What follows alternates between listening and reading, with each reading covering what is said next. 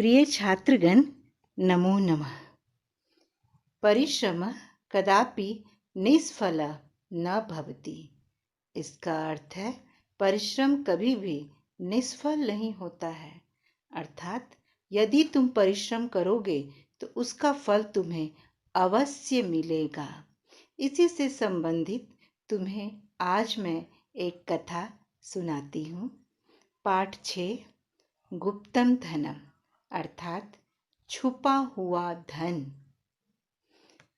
चलो देखते हैं कहानी में क्या है। ये छुपा हुआ धन क्या है। कस्मिंश्चित् ग्रामे एकः कृषकः अवसत्।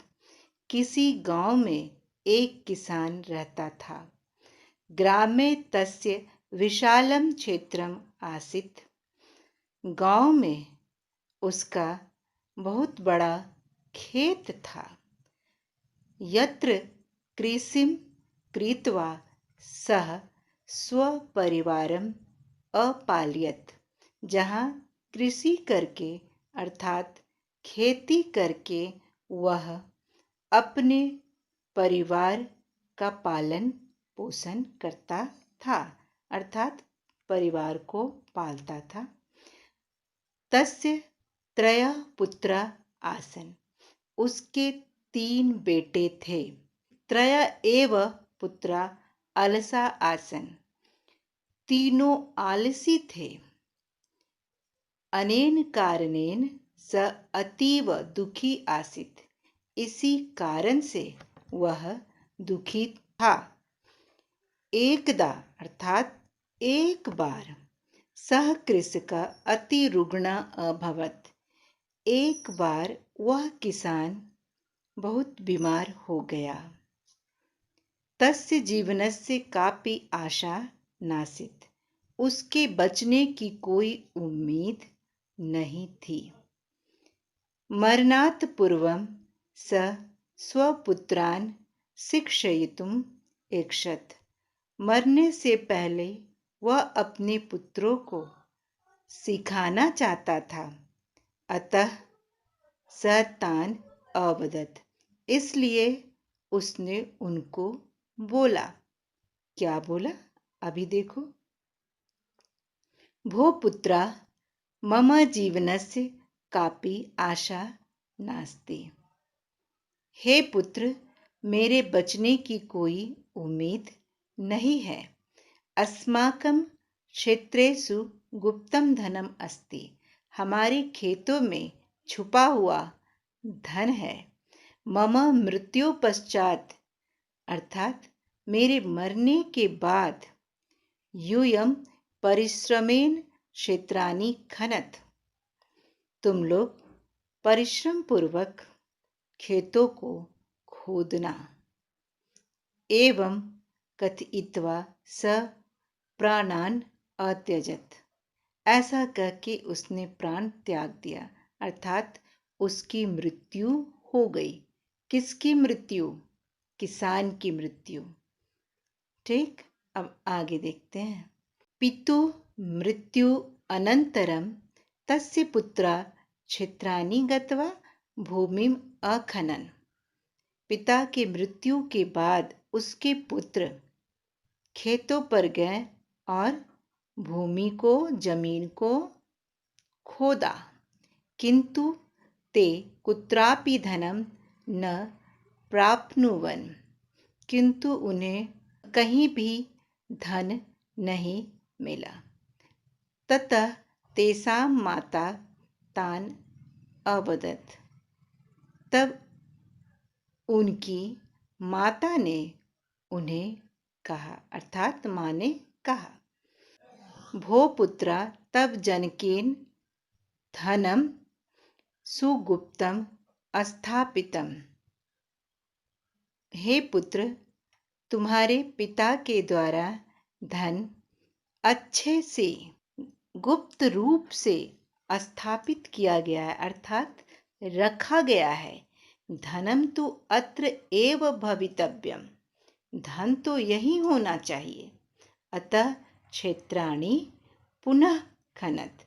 इसलिए खेतों को फिर से खोदो। इदं श्रुत्वा ते पुनः भूमिम् अखनन्। ऐसा सुनकर वे फिर से भूमि को खोदे। अधुना अपि ते धनं न प्राप्य निराशाः अभवन्। अभी भी वे धन नहीं पाकर निराश हुए। तेषां परिश्रमं दृष्ट्वा माता स्नेहेन तान् अवदत्।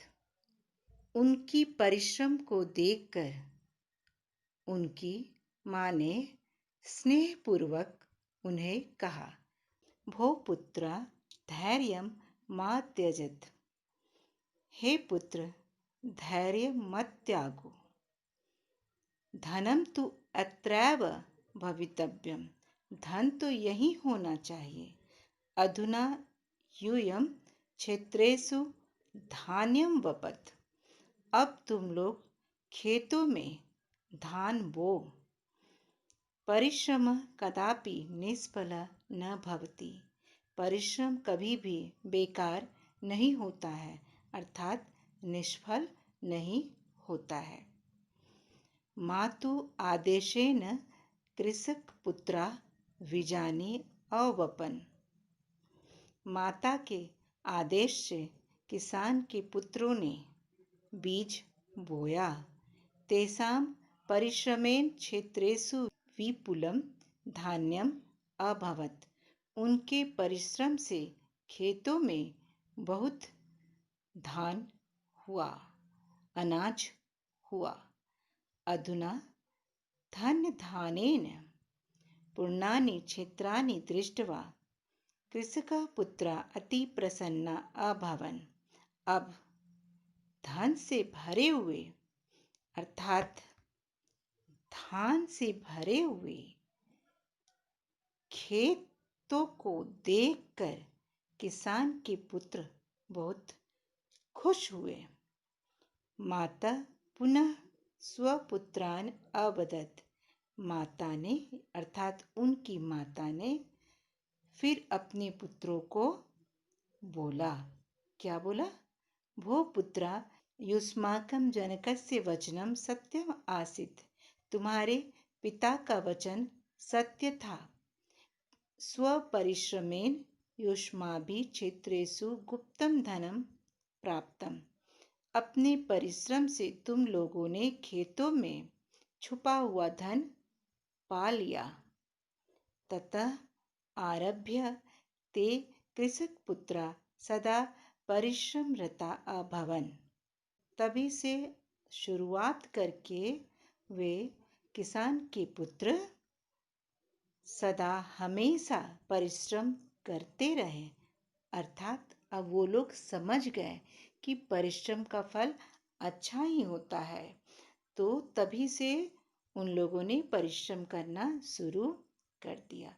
एवं परिश्रमेण स्नेहेन च ते प्रसन्ना स्वस्था च भूत्वा जीवनम अयापयन्।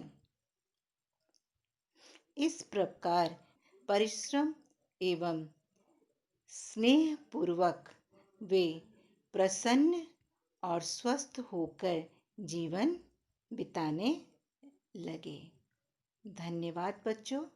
तो तुमने क्या देखा कि परिश्रम का फल हमेशा अच्छा ही होता है और परिश्रम करना कभी बेकार नहीं जाता।